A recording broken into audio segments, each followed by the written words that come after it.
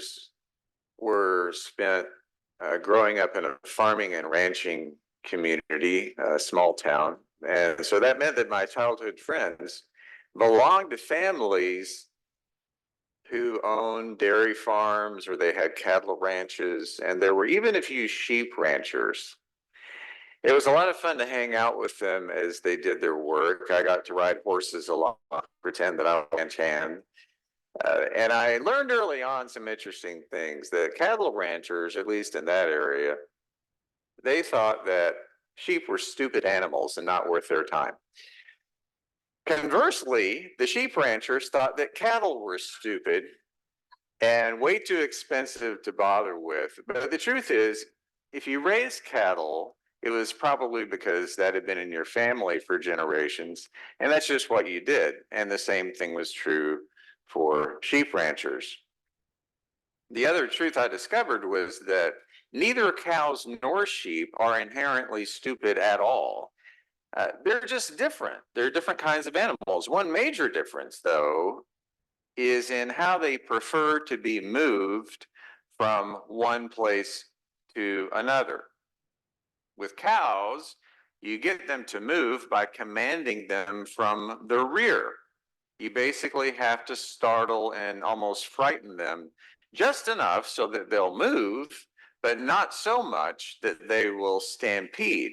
So you hoop and holler and you cajole and you steer them from behind in the direction you want them to go. And there's a real art to that. But sheep are different. Sheep need to be led. If you were to stand behind a sheep and encourage it to move, it will either ignore you completely or just stare back at you like you're some kind of an idiot. Also, sheep are just not motivated by hooping and hollering. If you yell at a sheep, it will assume you're simply being rude. The sheep have a very fine-tuned sense of hearing, and they get to know the voice, and this is really fascinating, they get to know the voice of a particular shepherd. So when they hear that voice, the voice that they trust, say something like, "Come on now," they'll stop whatever it is they're doing, look up, and generally follow wherever the shepherd leads them. Now, if there are any stragglers, that is why God created Australian shepherds. In my mind, that tends to make me think that sheep are generally more discerning creatures than our cows. Sheep don't need to be frightened into moving. You can speak gently to sheep.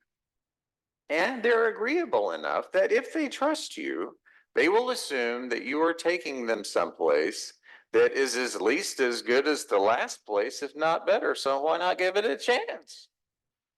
Given the hilly terrain, the available vegetation, and the economy of the ancient Near East, it is sheep and not cows so much who tend to populate the Bible. 23rd Psalm would take on a whole new flavor if it said, "The Lord is my cowboy." But of course, it's "the Lord is my shepherd."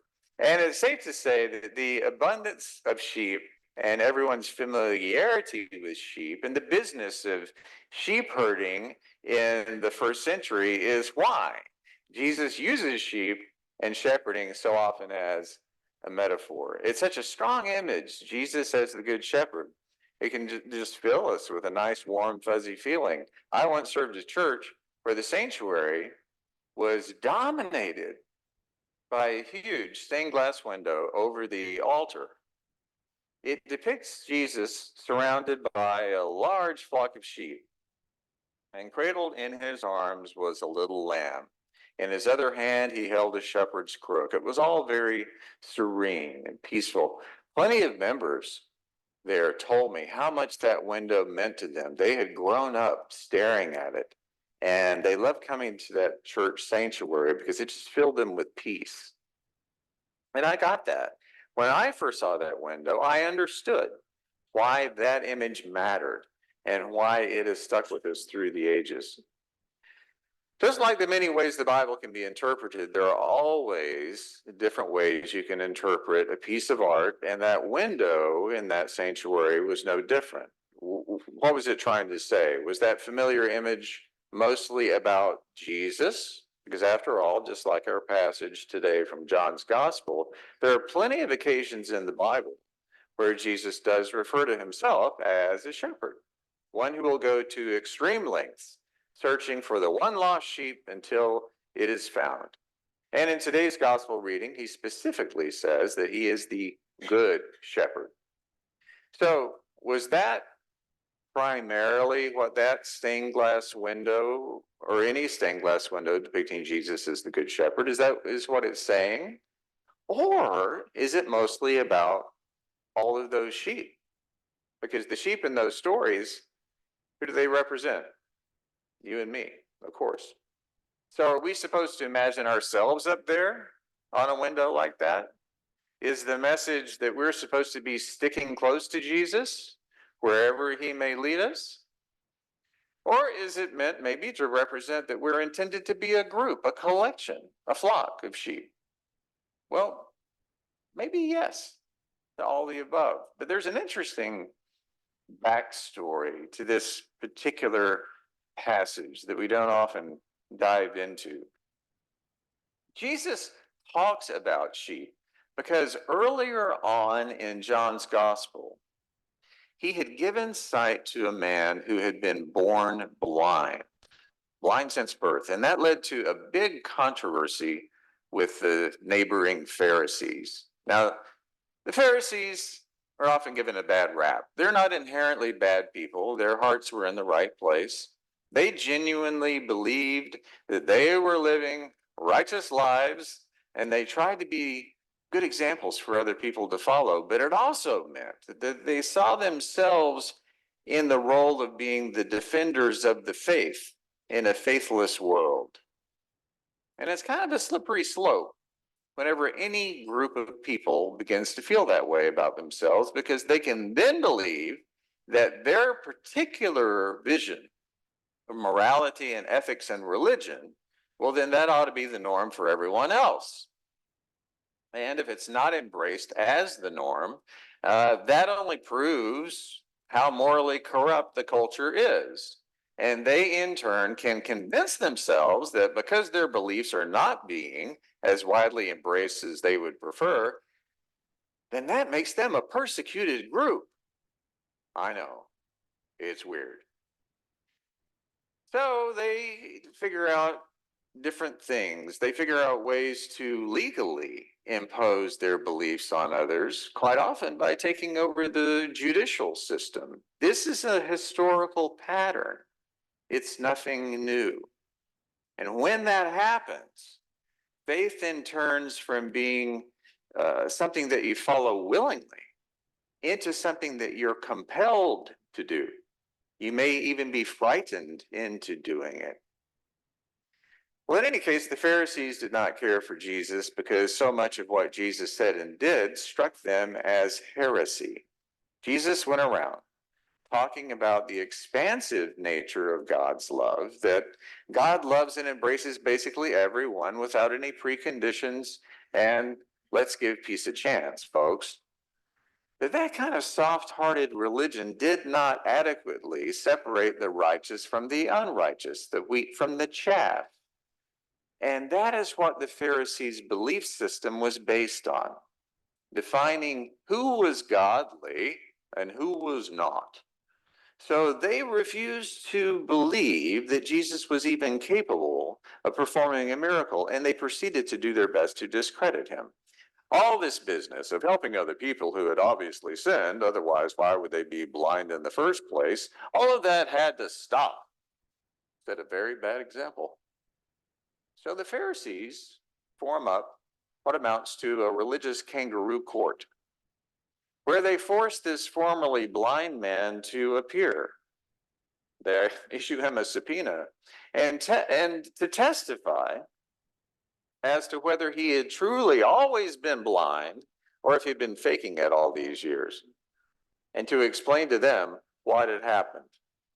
And he tells them, look, all I know is I was blind, but now I can see. And that makes the Pharisees furious, and they kick that man out.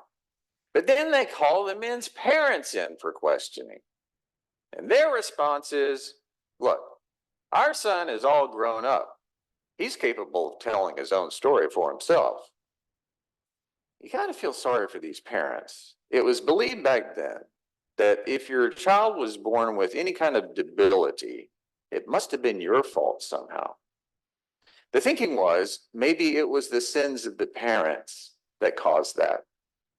So the parents' own virtue was already in question. And from the standpoint of being accepted in their community, the Pharisees held a lot of sway. If the parents did not want to get kicked out of their local synagogue, they certainly could not tell the Pharisees that they thought the Pharisees were a bunch of imbeciles. So wisely, when it came to their son, they just shrugged and said, "Why do we know about it? Ask him." And that is the backstory for this metaphor about sheep and the good shepherd. Jesus seems to be telling his followers, you know, there are bad shepherds out there, think of the Pharisees, who are only interested in being correct instead of being compassionate. Notice the Pharisees did not care one bit that the formerly blind man could now see. Not a single Pharisee said to that formerly blind man, "Congratulations, this must be great for you to have sight." No, they were only concerned that Jesus was doing something that did not fit their definitions of right and wrong. The picture of God that Jesus was painting colored way outside the lines of what they could possibly imagine. It's as if the Pharisees mistook sheep for cows. The Pharisees attempted to lead people, not by gently leading from the front, but by trying to hoop and holler from behind. The other thing that's worth paying attention to here is that when Jesus speaks of the Good Shepherd, he knows that self-sacrifice is part of the equation. There's no risk at all to being the bad shepherd in the way that the bad shepherd operates, but the Good Shepherd will even go so far as to lay down his own life for the sake of the flock. Now, we have talked before about how John's gospel came into being, that it was composed and probably written down for the first time sometime in the late first or early second century of the Common Era, or as we used to say, AD. The Gospel of John was most likely the collective effort of a community of Christians who were still trying to figure out what it meant to be a community of Christians. And that was a time when it still was not completely safe to admit that you believed in and that you wanted to follow the ways of a rabbi from Judea who had lived decades before and who had suffered a horrible death, but whom you believed defied death and continued to live on through the power of love, a self-giving love that drew no boundaries and that you brought to life through your own words and your own deeds. That's how his love lived on through you. Then as now, there were many so-called keepers of the faith whose worldview and whose vision of what God can do was motivated by drawing distinct boundaries and demanding strict adherence to doctrines, rules, and regulations that categorize people, righteous or unrighteous. Every generation has people like that. These and bad shepherds. Why? Because it feels safe. It feels safe to belong to a group that claims to have absolute answers for everything. A group whose leaders hoot and holler from behind, frighten you forward. But to belong to a group that welcomes and accepts anyone and everyone, that can be more work, more nuanced.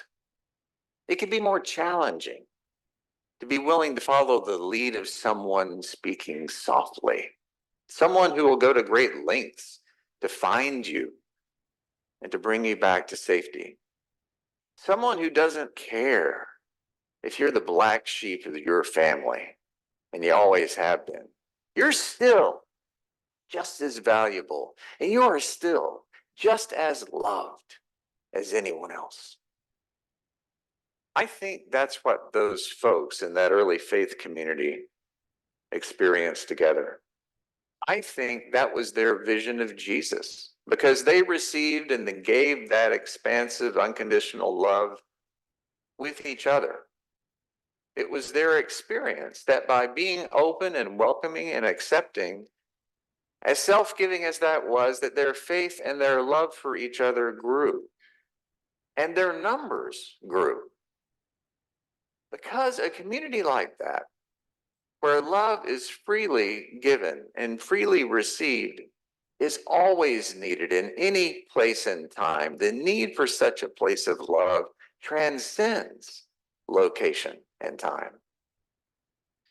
And I contend that this is exactly that kind of community, and that this is our time.